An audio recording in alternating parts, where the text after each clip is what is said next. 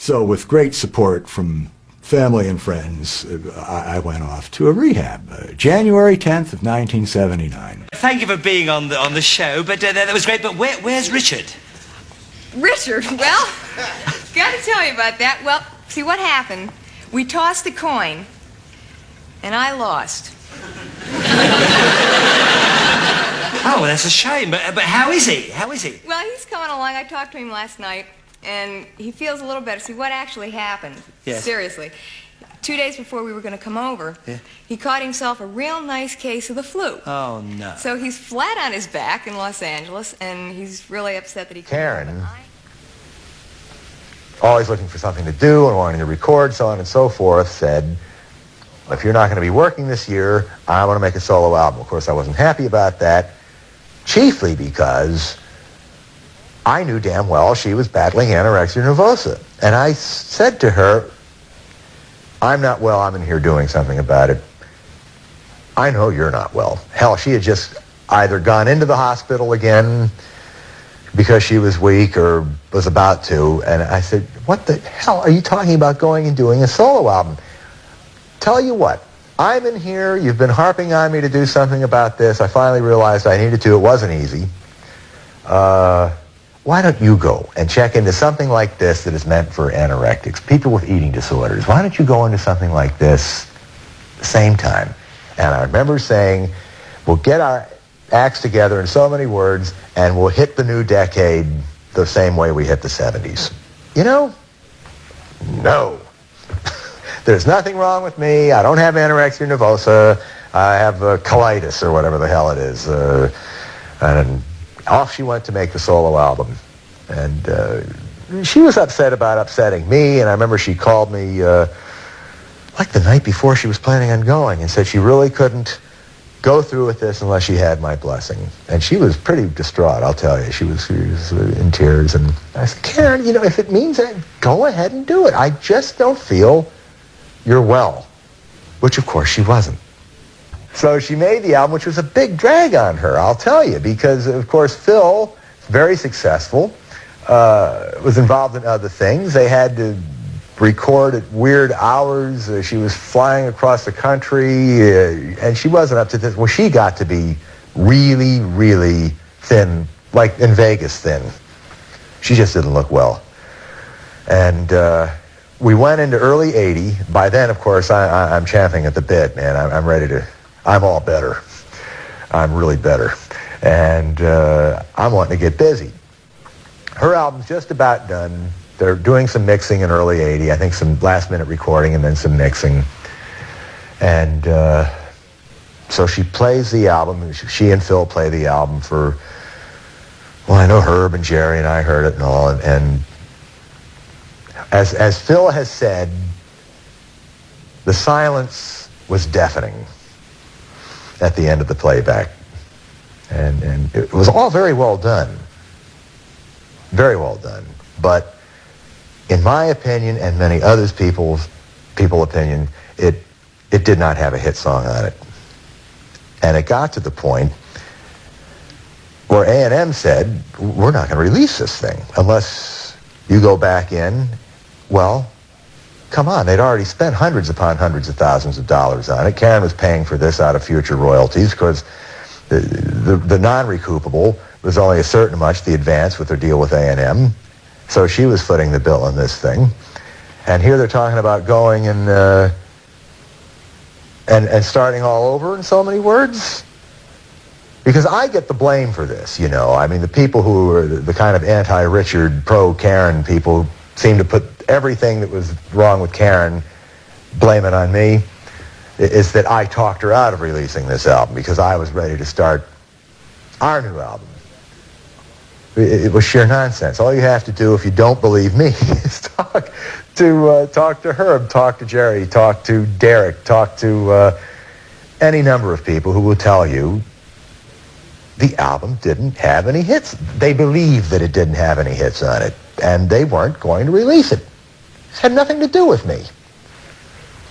So that's what it came down to. It was up to her whether she wanted to keep going back to New York to start all over or just shelve it and then start on a new album with me. Well, she chose the latter.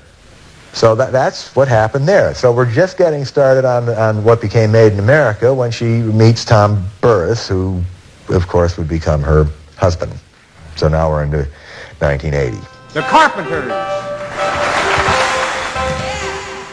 Your husband, Tom Burris, Karen, he's nothing to do with the music business, I gather, is he? No. Especially after meeting us. Right, he's still wondering why he's done this. No, he is in the real estate and building business, construction, and actually it's quite ironic, but he'd never heard of us. Really? Now I can laugh about it. When the first night that we went out, I was introduced to Tom by Tony and Carol Scotti. I don't know if you know the Scotti brothers. They're a promotion team. Yes, Okay. yeah. Well, Carol Scotti is Mike Kerb's sister. Mike Kerb is our lieutenant governor. Uh-huh. Our lieutenant governor. And Richard and I have known Carol and Mike for years. And Carol, knew that I was, still looking, And she said, I think I've got somebody. And my normal reaction was, yeah, sure, Carol. So we went out, and it was the first time I'd actually been attracted on the first date. Usually, you open the door and you go, oh. But, and then you end up with instant, some deadly disease that you want. And it came out that he really didn't know who I was. Don't take this the way this is sounding, but I said to him on the first date, I hadn't known him for an hour, I said, what have you been under a rock for 10 years? and then from then on, it Degenerated. Right, no. Yeah. No, he has a great sense of humor. It's a good thing. Does he like listening to Carpenter's music now? Yeah, but it's odd. He listens to classical and country, and now I've got him listening to everything, because I've embarrassed him to death that he has to. But it was ironic that him being involved with Mike and Carol and everybody that's so totally into the music business, and it's quite an interesting relationship. I'm sure it sounds it. Yeah. Oh, it's different.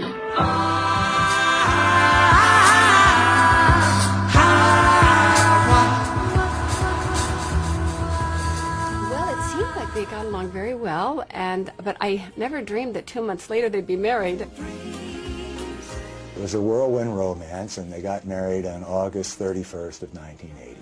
Karen's wedding was like going to Cinderella's ball. She looked beautiful.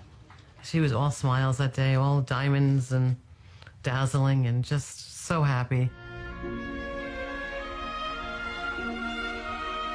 She wasn't anorexic looking. She wasn't, underweight. She looked perfect. The Beverly Hills Hotel was just transformed into this beautiful English garden with lattice work and all kinds of hanging plants. It was just beautiful.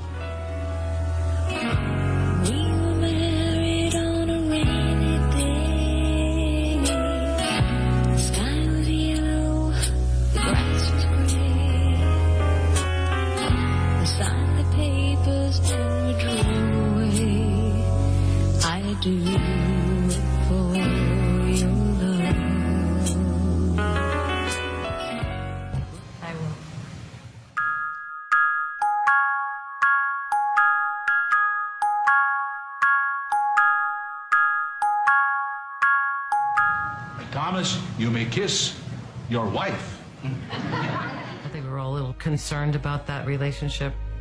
Although when we were in his company, it was very nice and very doting to her, but something to me was not there. It was a guy who knew everything, wouldn't take advice, didn't want to listen, until I said, I can't help you because you won't listen. Kind of a guy, you tell him something, he said, Christ, I know all that. Don't tell me, I've got it. We went out to do a promotional tour. We went to England and South America. This is in October of 81. By then, this marriage is on the rocks. And we come home in November. I remember Dad's birthday was November 8th. I think we came home the 7th. We all went to dinner for Dad's birthday. we came home to my folks' place. Tom and Karen went upstairs and had it out. And Tom came down and said, you can have her or you can keep her, one of the two. And that was that.